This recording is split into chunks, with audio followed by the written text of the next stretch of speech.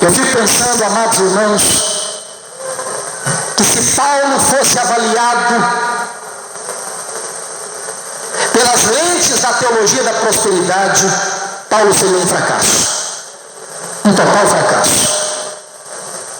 O maior pastor do cristianismo, o maior plantador de igrejas do cristianismo, o maior missionário do cristianismo, o maior teólogo do cristianismo, está morrendo pobre, sozinho, abandonado, dentro de uma masmorra, saindo da prisão para o martírio.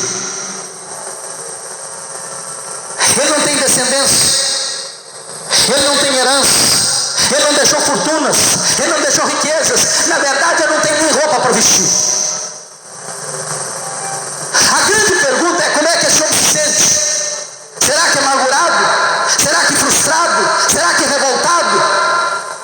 Eu chamo a sua atenção com a sua Bíblia aberta em 2 Coríntios, 2 Timóteo capítulo 4, vamos ver como é que ele entende a vida. Primeiro vai fazer uma avaliação do seu passado, versículo 7. Combati o bom combate, completei a carreira, guardei a fé. Os verbos estão todos no passado. Esse homem está dizendo o seguinte: a vida para mim não foi uma vida de amenidades, a vida para mim não foi um parque de diversões, a vida para mim não foi uma colônia de férias, a vida para mim foi um combate, foi uma acesa luta contra o diabo e os seus potestades, os seus principados e potestades. Foi uma luta titânica contra o mundo e contra o pecado. Mas ele diz ainda: eu completei a carreira, eu não larguei a obra no meio do caminho, eu não retrocedi, eu não voltei atrás, eu não me intimidei com as ameaças, eu não negociei princípios, eu não prostituí o meu ministério, eu não vendi a minha consciência.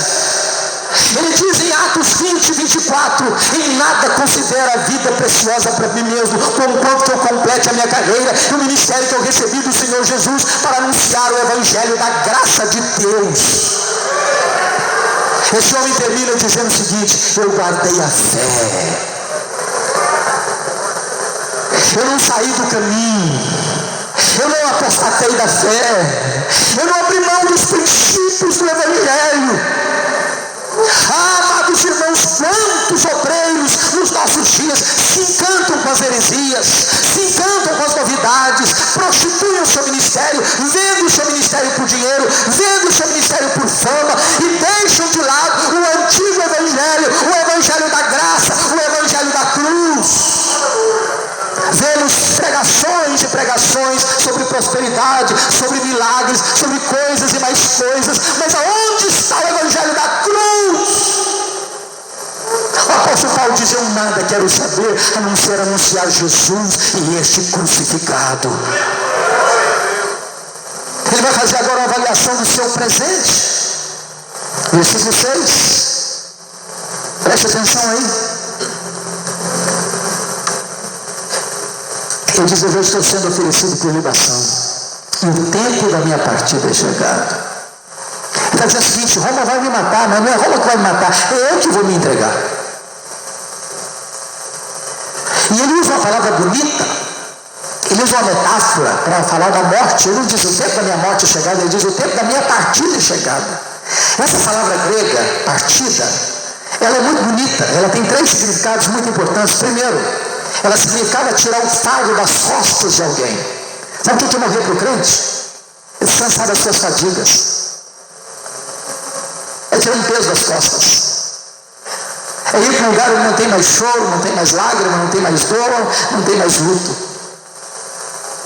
O segundo significado da palavra partida no grego era desatar um bote amarrado para que ele se engrasse as águas e atravessasse para o outro lado. Sabe o que é morrer para um crente?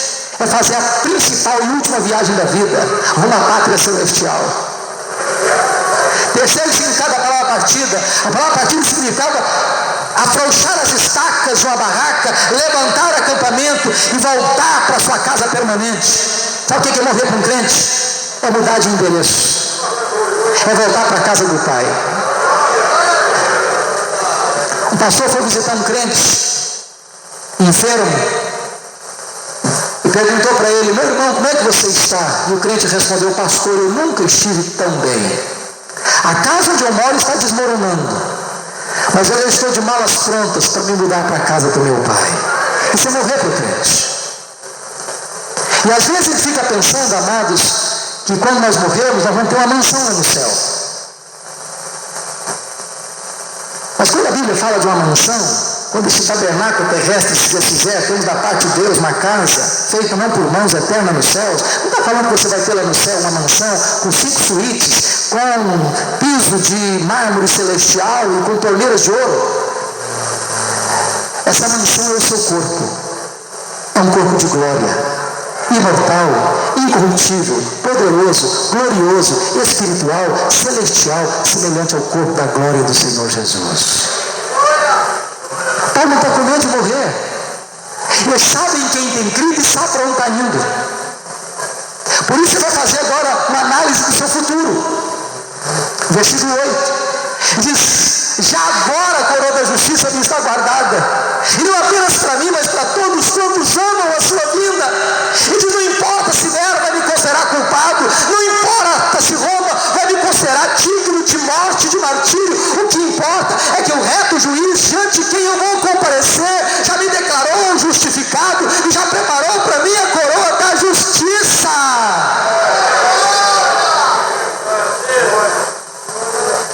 Mas, amados irmãos, apesar de tantas convicções, o apóstolo Paulo, a partir do versículo 9, vai descrever os seus sentimentos humanos acerca do que está vivendo. A primeira coisa que esse homem está enfrentando no final da vida é o problema da solidão. Veja comigo aí, versículo 9. Procura vir ter comigo depressa, meu filho. Veja versículo 21. Venha antes do inverno, filho. Veja versículo 11. Quando você vier, Timóteo, traz o João Marcos com você, porque ele me é útil para o ministério.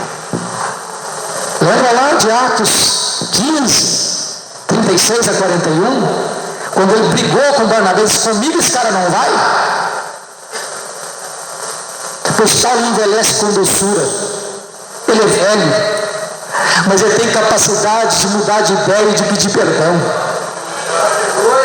Deixa eu dizer para você, meu amado, gente precisa de Deus, mas gente precisa de gente. Precisamos de um ombro amigo. O que me impressiona é que o maior pastor do cristianismo está precisando de um ombro amigo. Não tem onde ancorar a sua cabeça. Segundo lugar, esse homem está enfrentando abandono. Versículo 10. Ele diz: Demas, tendo amado o presente século, se foi para Tessalônica. Foi abandonado. Alguém que andou com ele, alguém que foi seu companheiro, alguém que esteve junto dele, agora volta as costas para ele. Um pastor como Paulo, que investiu a vida nos outros, que deu a sua vida pelos outros, que deu o seu sangue pela igreja, agora no final da vida é abandonado. Terceira coisa que ele enfrenta traição. Veja o versículo 14. Alexandre o Latueiro causou-me muitos males. O Senhor lhe dará paga naquele dia. Os estudiosos dizem que foi Alexandre o Latueiro que foi o delator de Paulo, responsável na sua segunda prisão e consequente martírio.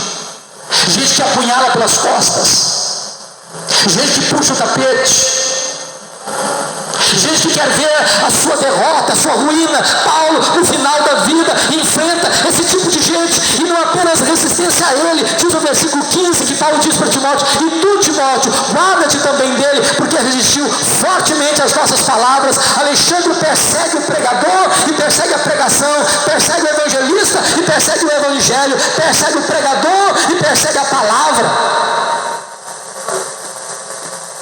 Quarto lugar, ele está enfrentando privações. Veja o versículo 13. Meus irmãos, Paulo está enfrentando 3 tipos de privações. A primeira privação que ele está enfrentando é a privação emocional. Ele está precisando de gente do lado dele. Está sozinho na masmorra.